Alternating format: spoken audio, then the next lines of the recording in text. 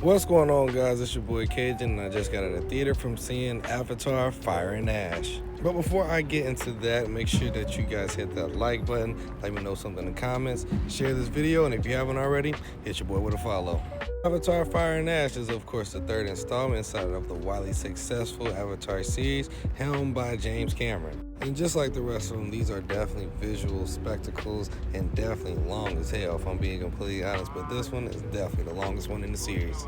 First thing I want to highlight is, to the surprise to absolutely nobody, is the visuals. The visuals in the Avatar series is definitely unmatched, but not just that, I don't know how they keep just getting better and better and better. One thing I definitely noticed in this film is that the high frame rate for some of the scenes in there definitely raised the tension of it, and not just that, the visual spectacle. What do I mean by the high frame rate? Well, the frame rate, of course, is the movement between frames, so that just means that each of those frames makes everything seem a whole lot more faster, and not just that, it gives it a more dramatic feel for each of the moments. And I'm not gonna lie, 9 times out of 10 it definitely upgrades the visuals of the film, but on the other side, that 1 time out of 10, it definitely gives it a more video game cutscene vibe. But really, that is just so far in between because this movie is long as hell.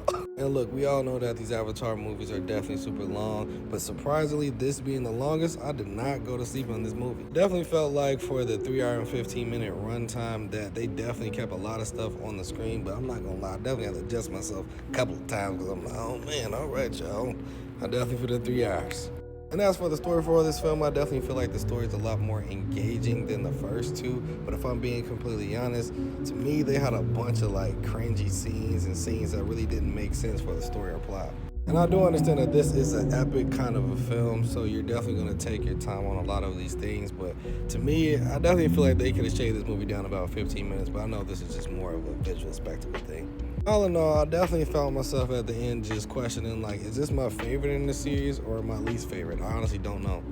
I'm definitely going to give it some time so I can actually decide if this is my favorite movie in the franchise or not. And normally with any other film, I would be like, yeah, after a second viewing. Now I ask myself, am I going to go see this movie again in theaters? Hell no.